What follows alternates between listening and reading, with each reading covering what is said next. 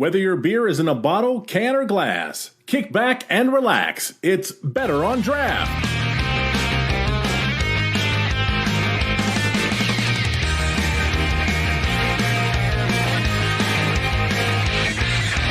Welcome, everybody, to the Michigan series of Better on Draft, episode number 37. My name is Ken. Thank you so much for joining us. I appreciate it.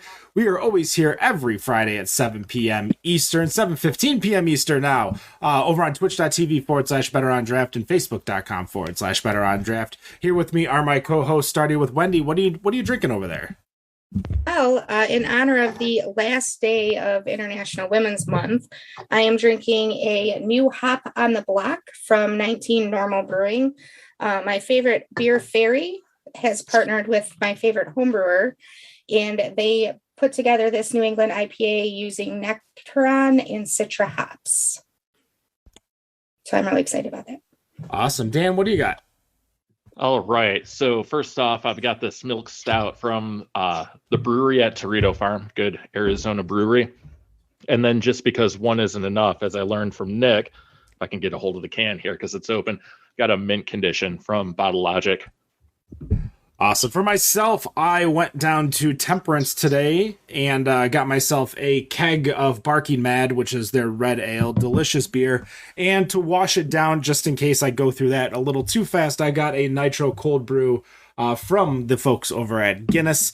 Picked this up at the Brewsology Festival. If you were at the Brewsology Festival and I ran into you, awesome meeting you. There was a few people who came up and said, "Are you Ken?" And I'm like, "Yes," like trying to figure out how they know me or why they know me. Always scares me. But if you volunteered at that festival, because the Michigan Children's Hospital does not sell beer, they just gave away the beer at the end of the festival to the volunteers. So I walked out with like a case and a half of beer because they can't really keep it or resell it. So good on me. So for folks who are looking to volunteer next year, go for it. You work for a few hours, you get to hang out at the Michigan Science Center, and you can take home cases of beer. Because I only carried what I could carry. Like I didn't go back for seconds. But there you could have easily. I know that. I wouldn't have gave up my spot for DCFC. You could have easily walked out with cases of... There was a woman with a cart that had probably a good 8 to 10 cases of Devil Dog. And, I love it. I would have done that too. Like, here, where's the shopping cart at? Well, what sucks is I didn't realize what was going on until after the fact, and then I couldn't find her. So... And I went to go grab 4-packs from Ferndale Project thinking they were sours, but they were IPAs. So Wendy got 2 4-packs of IPAs for me earlier today. But we have a guest, folks. He is a multi-time GABF Award Winning brewer, Jeremy Altier from the Royal Oak Brewery. Hello, what are you drinking over there? I'm actually drinking a Rodenbach Flanders Red Ale. I had to leave work pretty early. Because my daughter's sick and I forgot to grab my own beer. So grab what was in my basement. Well, we appreciate you coming onto the show. Thanks for having me. Obviously, I've ran into you plenty of times, including on the plane home from GABF. I was expecting you to be wearing your gold medal for this show. Yeah, I didn't even think about wearing it. But at work, hanging up. Let's kind of go back and talk about your history of brewing. So how long have you been at the Royal Oak Brewery, and where were you before that? I've been at the Royal Oak Brewery, I think 6-7 years now. Before that, I was at the Great Baraboo for about 5 years, maybe. And then before that, I was the assistant at the Woodward Avenue Brewers. Plenty of great spots. That is basically, for those of you who are listening, we do have a lot of fans that are outside of Michigan these days. That is a great little Macomb County tour of spots, Macomb and Oakland County. A few of those places no longer exist. The WAB is no longer with us. What were you homebrewing before that? Did you just kind of like walk in? I homebrewed. I didn't homebrew as much as some people did before they got into it professionally. And I did the extract stuff for a little while and I really enjoyed it. That's great for learning the process. You're not making really great beer at that point. And I had a friend who his roommate had a pretty decent all grain system in his basement. We started doing it down there And you're making such better beer at that point. And I got to this point to where I either was going to invest that much into a homebrew setup, which I didn't really want to do, or try to get into it professionally. So I got lucky enough and worked hard enough and got into it professionally. What was the first beer that you homebrewed? What style? I think it was a pale ale. I'm pretty sure it was a pale ale. Have you tried to upgrade it and rebrew it recently, or no? That was that first beer was, it's one of those. Yeah, it's one of those kits, that you buy for home. The extract kits you buy for home brewing. And pale ale I make now is nowhere near what that was. I've tried to do. I did a Belgian pale on the all grain system at my buddy's house that I've tried to kind of tweak here and there into a bigger setup, but nobody really drinks Belgian beers anymore, so it's hard to make those and sell those. Well, before we continue, I would buy those real quick. But yes, it's just definitely a market out there. But I've got especially at the Royal Oak Brewery, I've got a 14 barrel system, and to make 14 barrels of a beer that's like that, it's going to sit there for a long time. I want to touch on that in just a minute, but Nick hopped on. Nick, what are you drinking over there? I am starting off with a Hofbrau original. That's a good one. I don't know why I can't find it anywhere around here. I don't know. Maybe I'm not going to the right places, but this is when I went up to Frankenmuth last. So, well, you mentioned that people are not drinking Belgian beers or necessarily drinking Belgian beers anymore. And when you go to the Royal Oak Brewery, you actually have a very large array of beer while you're there, and you're not inundated with 800 IPAs. Is that a culture that you've cultivated? Has that been the Royal Oak culture since its inception? Yeah, it's been, when the Royal Oak Brewery started, it opened 30 years ago. So, everyone was making true to style traditional beers back then. You had some people doing weird, wacky stuff. And there's definitely a place for all that, but yeah, they've always focused on true to style traditional beers. The brewer before me, Tim Saluski, who was the brewer there for probably 18 of those 30 years, he is very knowledgeable in beer, traditional beer, true to style, the history, everything, and he's always pushed it there. And I think people have, they've come to realize that if they want a true to style beer, they can come to the Royal Oak Brewery. You can't get that anywhere. There's places, but not like you used to. Dragon Meat's still doing it. Lily's down the street. Great Baraboo, Fillmore 13. We're all doing, little things here. I've got an Irish cream porter on right now, and I've done, I do sours, I do other things, but definitely, I think it's something that the Royal Oak Breweries really has pushed for a long time, and we still try to keep that culture. Now, before I pass it off to Dan, we were talking before the show, and a lot of people have kind of noticed, because you see the same beers at a few different breweries, and that's between Rochester Mills, Detroit Beer Company, and the Royal Oak Brewery. For those of us who maybe see that and don't realize what's going on, what is the partnership and the deal between the breweries, either past, present? How are they intertwined? Well, the Royal Oak Brewery was the first of those breweries to open up. And it was open, like Drew Ciora and Michael Plez, and their wives and stuff like that. I can't remember if DBC or Rochester Mills opened up first, but then they opened up that one of those brew pubs, and then they opened up the other brew pub. And then they had to kind of separate all that when Rochester Mills decided to go to production, because you can, and I don't know the exact laws, I don't remember exactly, but you can only own so many breweries. And when you have a brew pub trying to go to a microbrewery, you can't have the same owners kind of, like I said, I don't completely understand it, but it's something along the lines of that. So that kind of separated at that point. Right now, Drew owns the Royal Oak Brewery, and he owns Detroit Beer Company with a partner who actually, his partner down there also owns Old Nation. There's a co-owner there too. Yeah. Thank you so much for clearing that up. I'm going to pass it over to Dan. Dan, what do you got for Jeremy over here? All right. So first off, I want to go back to the GABF winning beer that you had this year. Yep. Michigan only had 2 medals this year. Usually there are a few more. It's kind of surprising.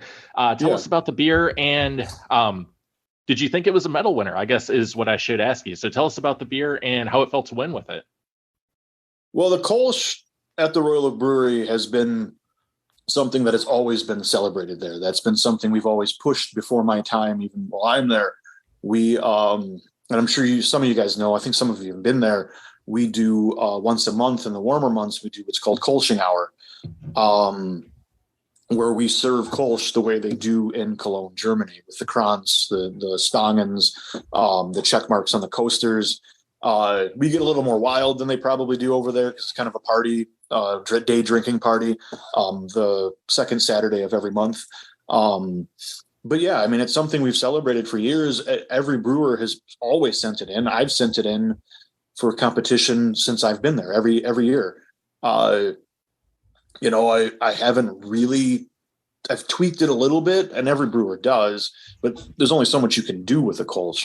But I mean, it's one of my favorite beers. It's what I drink the most of there because it's lower in alcohol and I can have a few of them. It's light, crisp, easy to drink. And it was great to finally be recognized for that. Cause I mean, everyone around town knows that like we're the place to go get Kolsch. This is what we've kind of built, and to actually have a medal behind that makes it even cooler. Yeah, Kolsch is one of those beers you really can't hide behind with adjuncts or anything like that. We had former hosts that used to bring that up all the time. It's the beer a lot of people like to try at another brewery to see how good they actually are, because you can add mint to stout all day. You're not going to know if it's a good beer if you're otherwise with that mint in there. It's easy to hide. Yeah, exactly. It shows everything about your brewing practice. The water, the cleanliness, all that. Yeah, for sure. Now, one thing I noticed, so Royal Oak Brewery is one of the first breweries I ever went to back 2005, 2006. I noticed you actually have some of the same beers from back then. Do you try to change it up and bring out new recipes, or do you try to stick with a lot of what's worked over the years? No, we switch. Like, there's a lot of stuff that I take off, bring back. I'm definitely brewing newer things. I've done the New Englands. I've done the, I went through that whole thing, the New England, the milkshake, the brute whole thing, just to show people that look, we know what's going on around us. But we choose to kind of stick with traditional styles. But also to show look, we know how to make these. I know how to make these too. I get it. I understand it. But yeah, like Pappy's Porch Sippin' Porter. That comes back every, at least twice a year. I do an ESB, brewhouse ESB that most places can't make ESBs anymore. Nobody really drinks those as well either. I make it once a year and people go crazy over it. So yeah, I definitely try to switch stuff up. There's, styles that I've brought in that I brew there. I've, tweaked some of the recipes. The IPA right now is a little bit more modern than what it used to be. I still kind of like keeping it it's still a West Coast, but it's a little fruitier than it used to be. It was very, pine forward when I started there. And I've added some fruitiness to it, stuff like that. But yeah, it's at least I'd say 3 times a month I'm putting something new on.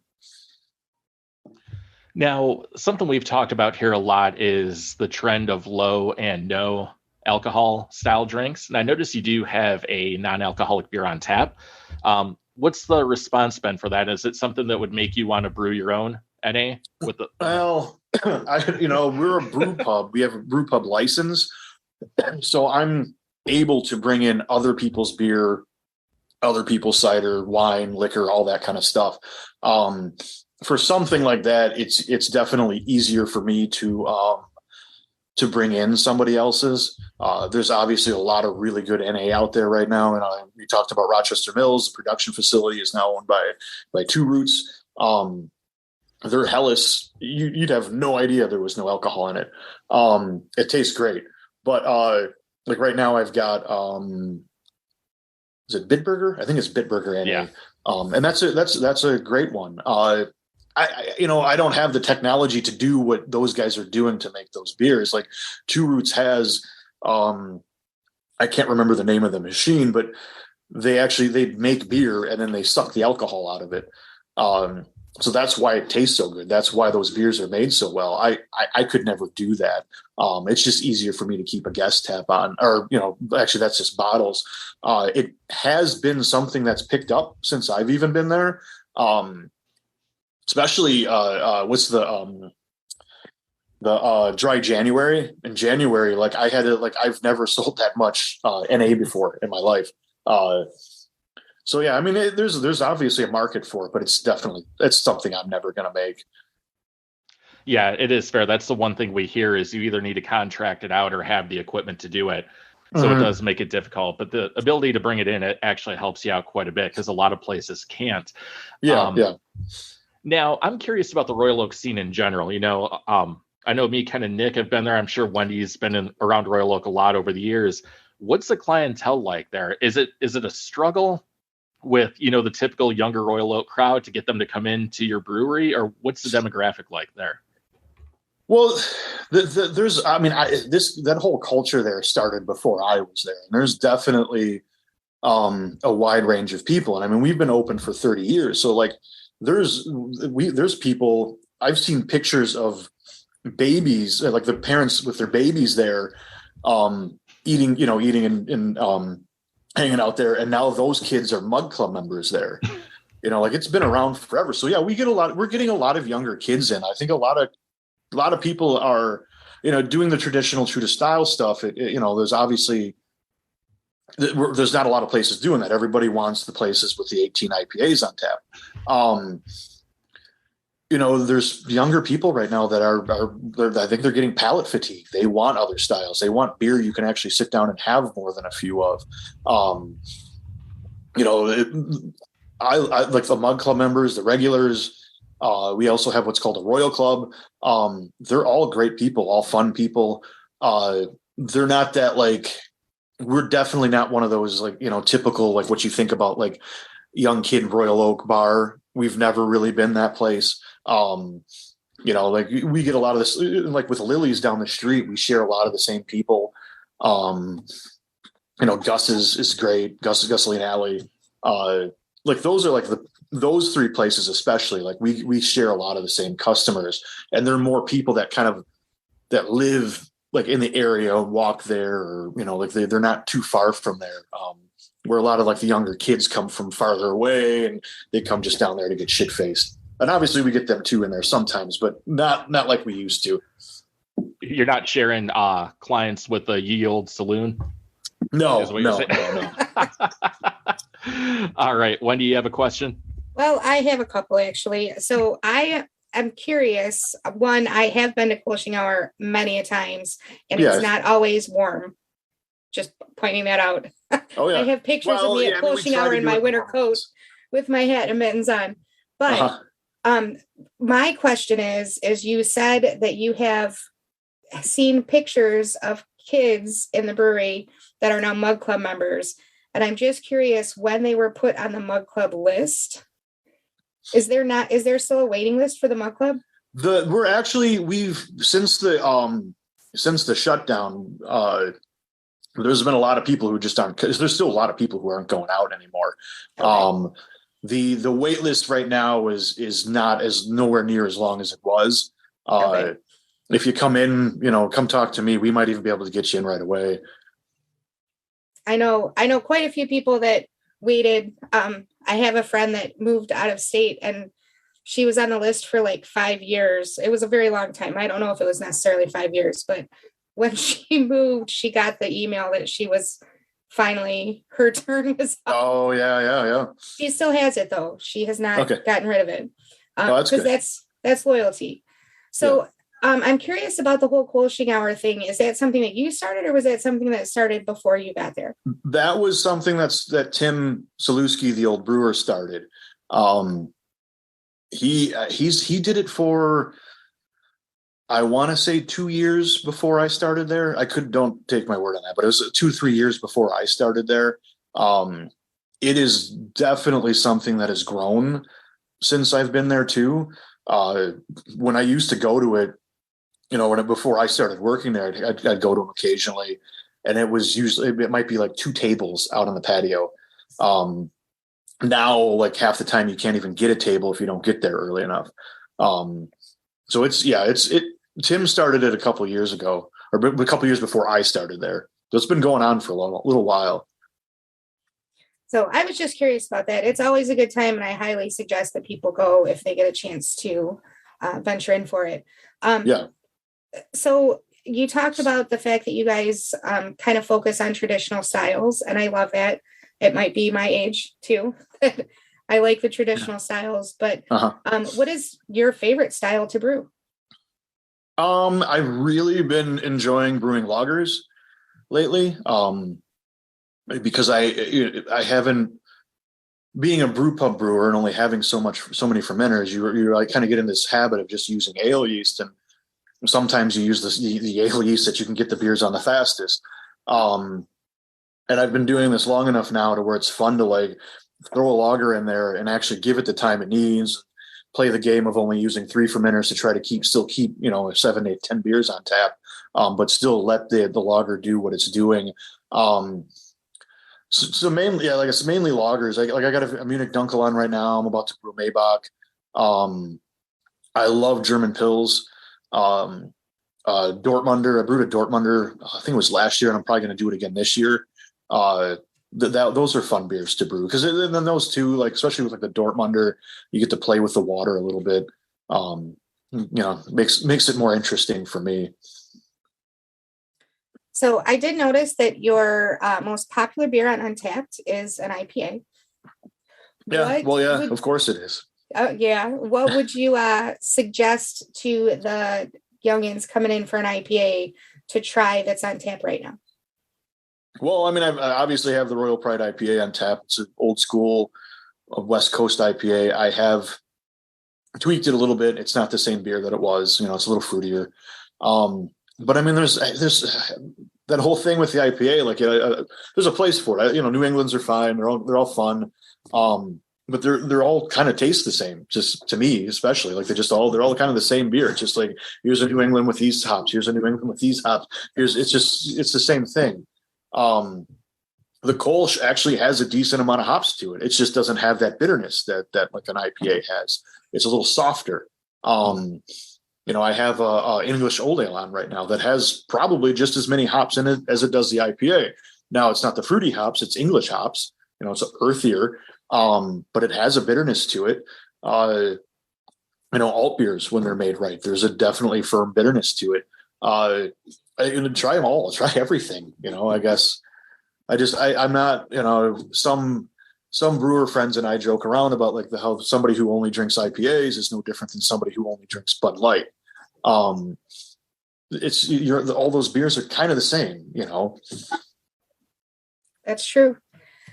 So you guys do have an amazing food menu as well. Do you have a suggested food and beer pairing right now? I mean, that's all about your own taste sometimes too, I think. Like the jambalaya and a Kolsch is one of my favorites. The Munich Dunkel and like the beef stroganoff is really good right now. But it's also like, drink what you want to drink and eat what you want to eat. That's all subjective. And my last question before I pass it on over to Nick would be, you talked about the Royal Pub Club. What is that? Well, we have two different clubs. We have the Mug Club, which is, your traditional mug club like anything else. We also have a Royal Club. There's only 50 members in that. They get a chalice instead of a mug. It's a little more expensive. They get all their beers in that chalice, no matter what beer it is. I want to say for $5. So even like the high alcohol stuff that I have to charge more for, they can still get it in that chalice for $5. They get a special beer once a month. and then they get a Royal Club party that's usually on the patio, just for them. And they eat and drink for free. It's usually, 3-4 course meal. Never that too fancy. Sometimes it's been fancy, but it's switched up in here there. But they're usually pretty high priority in the restaurant. If there's a wait, they get sent to the front of the line. So they get sat before everybody else. They get treated like royals. Makes sense. Nick? Just for those that have never been to Royal Oak Brewery, you got to go for food. It is top notch. Some of my favorite food to get while I'm in Royal Oak. The nachos, got to get them. They're the Oh yeah. We don't see a lot of breweries with Scotch ales anymore. To be honest, at least I don't. What brought you to trying to bring a Scotch ale, and what's the reception behind it? Because you talked about, you mentioned Dragon Mead earlier with their Scotch ale, but not a lot of other breweries dive into that, I feel. No, that's definitely another style that doesn't, and I'm not going to lie, it's never has been one of our biggest sellers.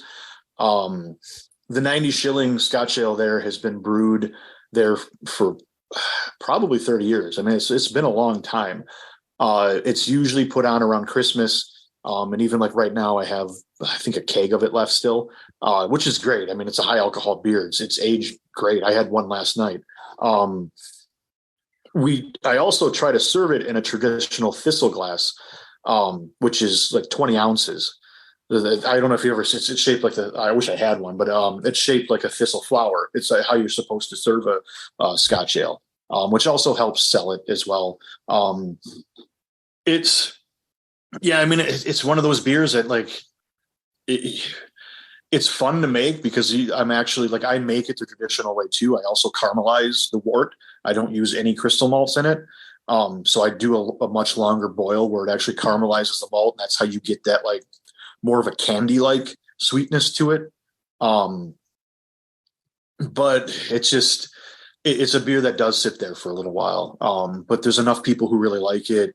So many people, I've often talked about maybe skipping a year and see what happens. But so many people would bitch about it, and I don't think it would ever go over too well.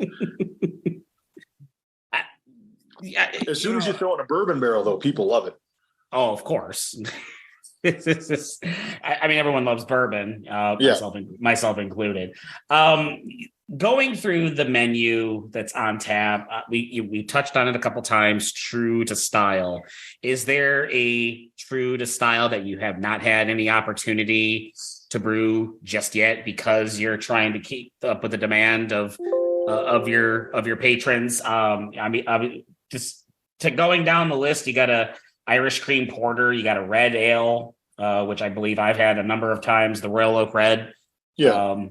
Is there a style, true to style beer that you haven't had the opportunity because of all the demand that you're trying to keep up with? Well, I mean, there's those styles I would love to brew, but they would never sell. Roggen beer, Roch beer, or Rausch beer.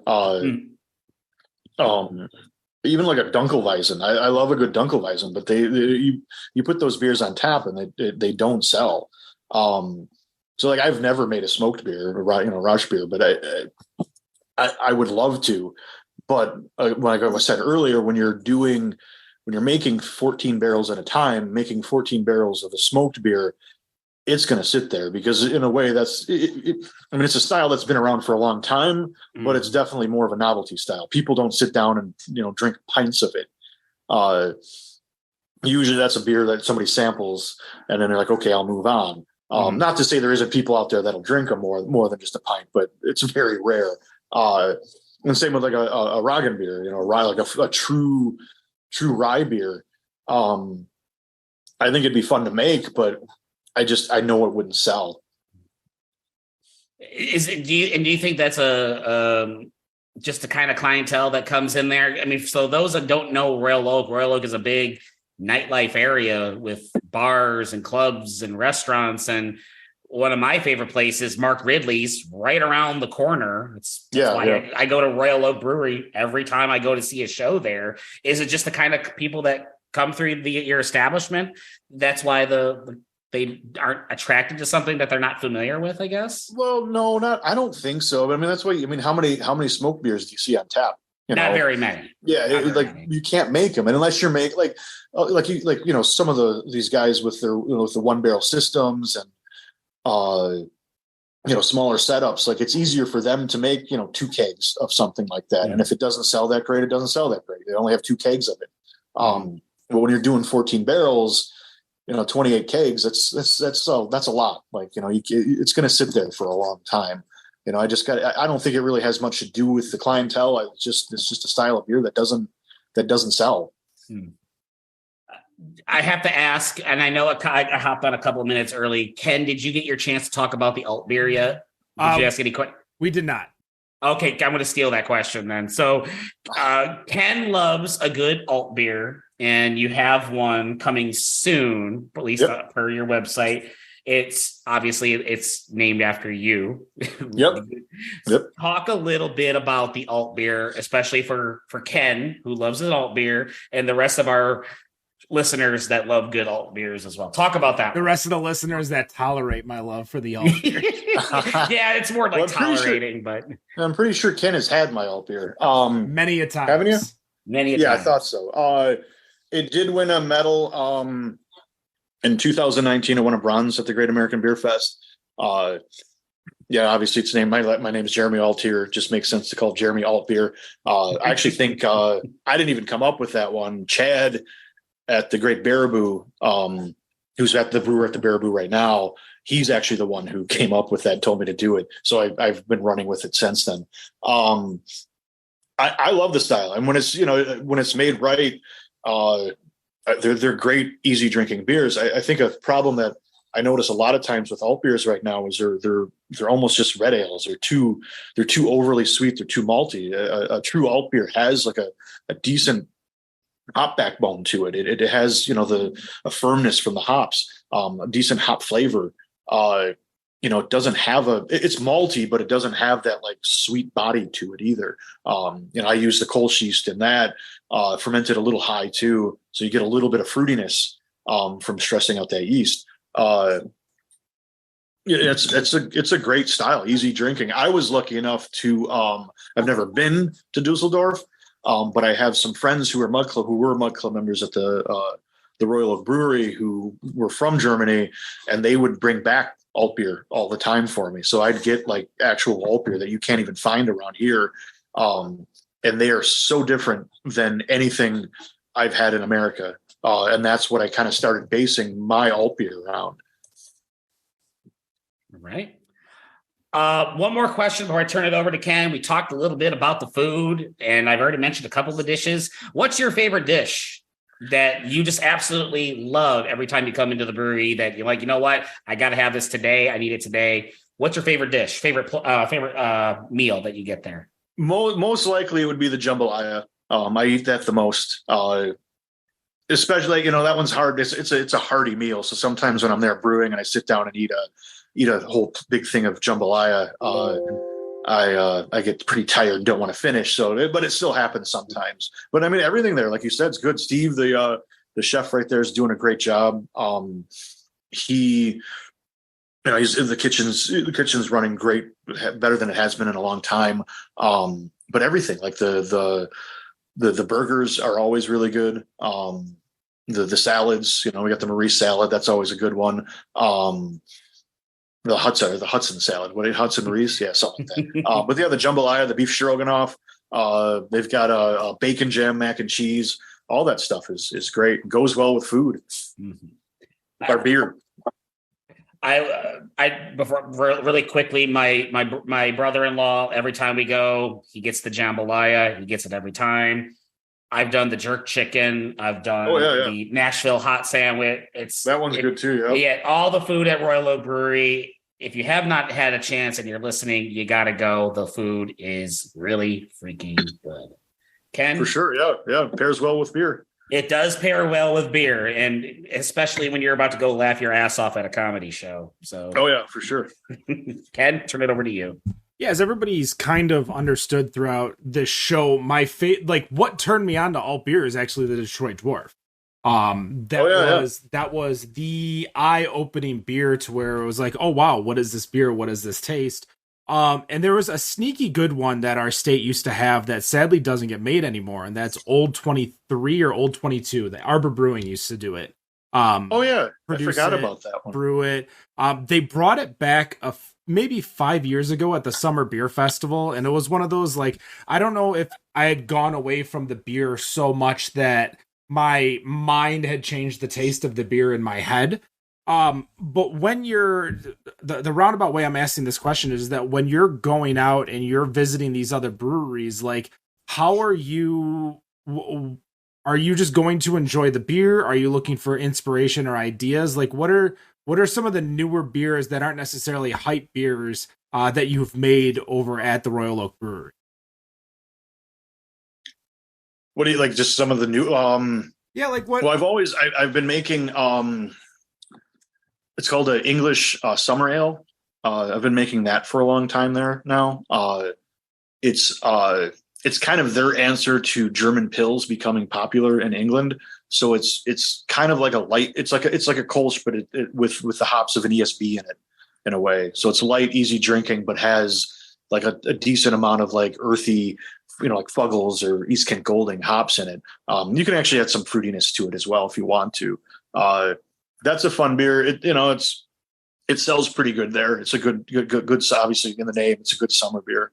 The Dortmunder is definitely something that I really enjoy making, and that one usually sells pretty well there as well. I've been making a Munich Dunkel the last couple of years in the winter, just to give another like kind of dark like lager, kind of darker lager but not high in alcohol beer on in the winter, and that goes over pretty well there too. We appreciate that. Yeah, the styles, you were talking about styles that you just can't make, like a smoked beer, because they just don't sell. How do you balance the want to make true to style, different styles, and stay in business? Well, I mean, I'm a brewer. I gotta I don't make beer for myself. I make beer for the people. If I want a smoked beer, I know where I can buy one. I go to Holiday Market and I'll buy one of their True Classics. It'd be fun to make, and maybe one day I'll find another brewer friend that has a 1-barrel system and we can make one. Although it'd be fun to make one on my brew house, but I just you just know that's not going to sell, so you just can't do it. But again, it just goes back to like a brewer is not making beer for himself. I mean, I'm lucky enough to be in a position where I love true to style traditional beer. It's the beer I love making. It's the beer I love drinking. I'm in a lucky enough place to where I am making a lot of the beer that I want to drink, but for the most part, I got to make what sells. That's how you stay in business. That's how a place stays open for 30. A brew pub stays open for 30 years. You mentioned all these breweries that you were working for, Baraboo, Wab. A lot of them, if I'm not mistaken, all of them that you mentioned were brew pubs. Was that by design, or is that where you find yourself at home in a different it just kind of happened. I started off lifting, I became friends with Greg Burke at the Woodward Avenue Brewers. Started helping him at beer festivals, and then helping him at Pig and Whiskey and DIY. Just like essentially being a keg monkey, lifting kegs, tapping kegs, going through those crowds with kegs to tap kegs on the other side of DIY Fest with Pig and Whiskey. And he saw that I was a pretty hard worker. I started working at the Woodward Avenue Brewery like 1 day a week, helping as an assistant. And then it went to like 2 days a week helping as assistant. And then a few months later, that Baraboo job opened up, and I at that time, Adam Beretta was there, who's now up at Kickstand Brewing Company. He was getting ready to move on, and nobody else wanted the job. The owners had a kind of a bad reputation. The Baraboo definitely had a weird reputation of not being, not so great brewery. and nobody really wanted it, and I had nothing to lose at the time, so I took it. I do definitely. I love working in a brew pub because my hands are in everything. Like it's my, I do everything. I make the beer, I condition the beer, I'm involved with every single process. I get to taste my beer all the time. You have to come to like my pub to drink it, and I get to drink it with you. I love hanging out with customers and drinking the beer that I made and them enjoying it and talking about it and being goofy or whatever, and drinking too much, but it's fun. But yeah, it just kind of happened. It just, I've worked at the Baraboo for 5 years, and then the Royal Oak Brewery position opened up. I probably wouldn't have left the the Great Baraboo. It's just the hours there are weird. If you've never been there, the Great Baraboo, the fermenters are actually in the middle of the restaurant. So you have to work weird hours. So you have to be done doing most things by the time they open. So I was getting in between 4 and 5 o'clock in the morning every day. That got kind of old. I live in Ferndale and was driving out to Clinton Township every day. And Royal Oak Brewery I can ride my bike to. So yeah, that's why I ended up going to the brewery, the Royal Oak Brewery. Plus, I was good friends with Tim. I love the beer. I saw opportunity for growth too. We do a lot of barrel aging. I have barrels that I make sours with Brettanomyces that we tap usually like once a month. And I wasn't really doing anything like that at the Baraboo. And obviously the hours are way better. And, the owner is really adamant about sending stuff to competitions. So that was kind of a good deal as well. Before we get into the final questions where we, end the interview on a high note, I have a curiosity regarding some of the beers. Because obviously with the Royal Oak Brewery, as you mentioned, they send in beers yearly, and they've been sending them into competition. When you get notes back from some of the judges, has there been times where you're looking at these notes and you're just trying to figure out what the hell they're talking about? Oh, of course. Oh yeah. And sometimes, and this, I think they're working on this now, but there's sometimes where you get 4 different, like I would get like the, for the Kolsch or whatever, you'd get it back and 3 guys would say it's amazing. And 1 guy said he had all these off flavors. It's like, okay, like, how did that happen? How did these 3 guys like it? And the other guy, or 2 guys like it, and this other guy found all these off flavors in it. That happens quite a bit as well. It seems like they're kind of maybe talking a little bit more while they're going through this process, because these last couple notes I've gotten have been a little bit like everybody kind of said the same thing. Well, yeah, you get the notes back, and then I usually have at least maybe a can of a beer I sent, or it's it's probably still on tap. And you read these notes and you're trying it, and you're like, what? Like, I don't know where they're even getting this from.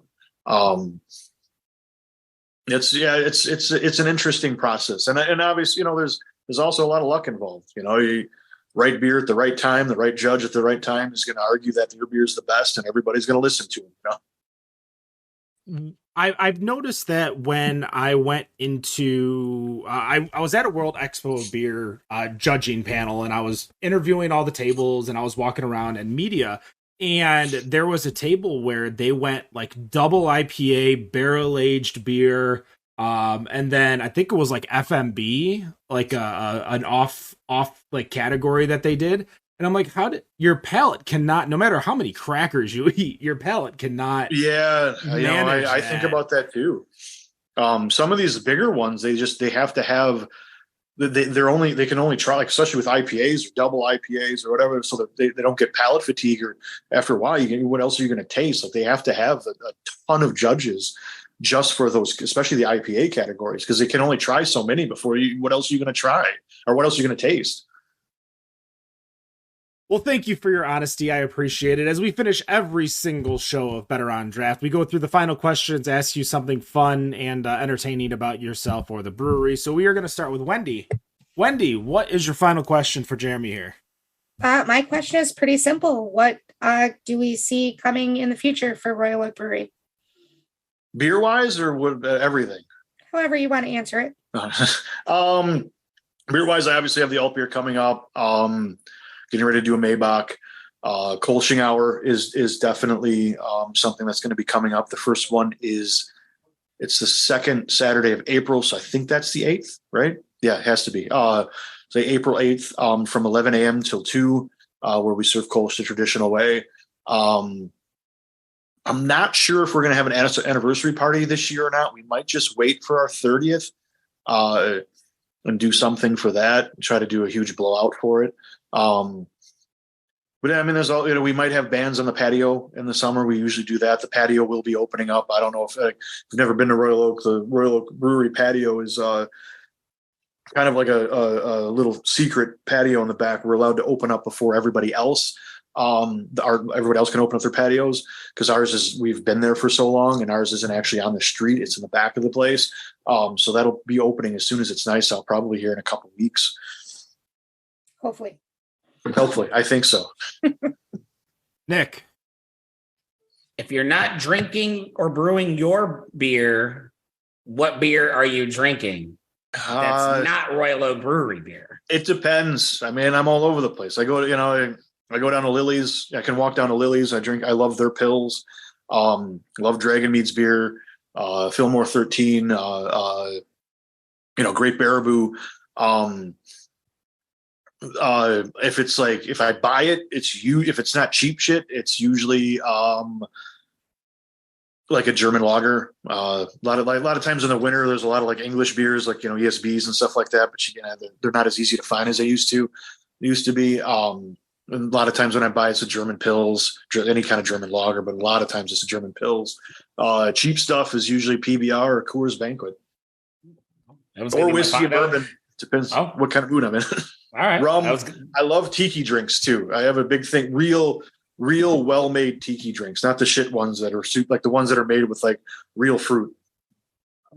Okay. I'm trying to think, and I'll have to look it up while Dan asks this question. But there's a tiki bar in Detroit, downtown. The Skip? No, it's not. No, there's the Mutiny.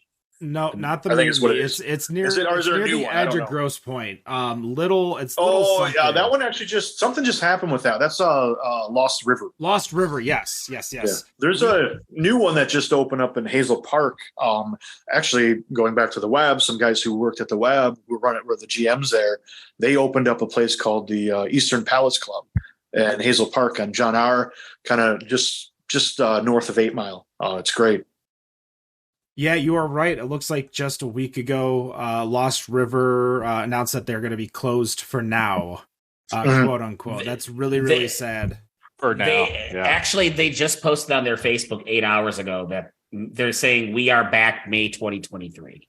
All right, there we go. Yeah. We're getting live breaking news. Yeah, breaking news. we learned their close. We learned their opening. So that is what it is. But yeah, the Lost River. We learned about them when we had Recolt Mead on a few years ago, which was such an awesome meadery that just did not make it through. I think they might have closed at the beginning of COVID or right before COVID, but. Yeah, I remember that. Yeah, damn, those ladies made a fine mead, and what I loved that they did over there too, because I'm not a big sugary sweet kind of guy, and their meads were a little too much for me. But they seltzered their mead, so they just basically mixed it with soda water and carbonated it. Perfect, like it literally made everything that I wanted to drink. So I hope whatever they're doing now that they can get some of that, or at least that idea somewhere else. Dan, what's your final question? Oh, just to throw it out there too, hydromels are a good version of mead for you. They're carbonated, usually less sweet, lower ABV. I will. So definitely check that out. Yeah. So last question for me here. We're kind of talking about it, but customers be damned. What's one style of beer you'd love to brew and put on tap besides a smoked beer? What other styles? What's one style you'd love to put on that you're not really able to? I mean, like I said, smoked beer, Roggen beer. I'd love to do a Dunkelweizen, but they just the ones that don't sell. Different Belgian beers. Trying to think of what else. Yeah, I mean those are pretty much the ones. I'd love to do it, but I just don't see them ever. I maybe I'll get a chance in my lifetime as a brewer, but I don't see it ever happening there. If you ever get down to Live Oak down in Austin, every one of those beers you just mentioned, I believe, were on tap when Ken and I were there about a month ago. Okay, awesome. Yeah, I mean, some people still make them, and when you can do smaller batches, that also helps. Or if that's what you're making and that's what people are coming in to drink, that's great too. Yeah, that was one thing that Duzen talked about from Live Oak, the brewer over there, was that they just they found their niche, and I think that's what they're known for, and that's what they do, and that's what they do well. For those listening who are in and around the Austin area, you don't have to go to Live Oak. They do distro outside of the brewery itself, so you could just go to a local store to pick it up without having to go to Austin, Texas as a city. My question to you is very, very kind of off the wall, but I wanted to know something a little bit more personal about you, and we didn't really get to hear what made you brew that first beer, that first batch. Like, why did you go get a brew kit? Well, I started, like with most people my age, you start with shit beer. You start, I was drinking High Life all the time. I was in a, whoa. We don't, no High Life slander here. If you like it, it's a good beer. Oh no, there's nothing wrong with it. That's what my grandfather drinks. I drink it with him all the time. But I mean, for the back, it's High Life, PBR, all that stuff. I was in a punk band for years, and all we did was drink PBR and High Life constantly. I lived in Grosse Pointe Park, going back to the park for a long time, and I hung out at the Ye Olde Tap Room all the time, and that was, I haven't been in a long time, and I'm sure they still have all the beers they had, but they had tons of beer there, and forever I would just go and I would drink what was ever cheapest. I got to know the bartenders, specifically Maddie. He started I'd go in and he started buying me other beers. Like he'd sit down, a Belgian beer, and then he'd sit down something else. And I couldn't say no because they were free, but I started learning. And when you first try like a Belgian beer, that's from going from a High Life to a Belgian beer. That's a huge step, but I'm still drinking them, and I just started learning to love them. From there, and even back then you didn't see as much craft beer around. They didn't even have much craft beer there. It was just, stuff from Germany, England, Belgium, Czech, whatever. And then I found out about Dragon Mead. I found out about Kunin's, and then started going to Dragon Mead and started going to Kunin's and learning more about like the local craft stuff. And then a friend of mine who I met through being in these punk bands, my buddy Jerry, who's still he still supports too. He's still a Mud Club brewer at the brewery. He was the one who he homebrewed quite a bit, and then just he got me into it, and just from that love of all the learning about beer at the old tap room just grew into the love of beer. And I think that's why I still enjoy true to style traditional stuff, is because that's what got me into it. Before we go, I guess the final question, do you want to give a shout out? Is your band on SoundCloud, Spotify, anything that someone can go listen to and hear what it's probably on everything. Like? It's a band. I haven't been in it. I mean, they're still around. A band called the Amino Acids. There it is. We'll put a link in the show notes. Jeremy, thank you so much for joining us. I appreciate you. You can go find the Royal Oak Brewery in Royal Oak, Michigan. That's the only place you can get their beer, so you have to go down there. Make sure you go hungry. A great excuse, if you're a big comedy fan, Mark Ridley's is right across the street. Go to Mark Ridley's, find a show. But before, go stop at the brewery and get yourself some beer and food. That is going to do it for Better on Draft, the Michigan Series, episode 37. You can find us on all of our social medias. That's Twitter, Untapped, Instagram, TikTok, Twitch, Facebook, everything. It's all at Better on Draft. And no matter what you think of your beer, we think it's Better on Draft. Have a good night. Cheers.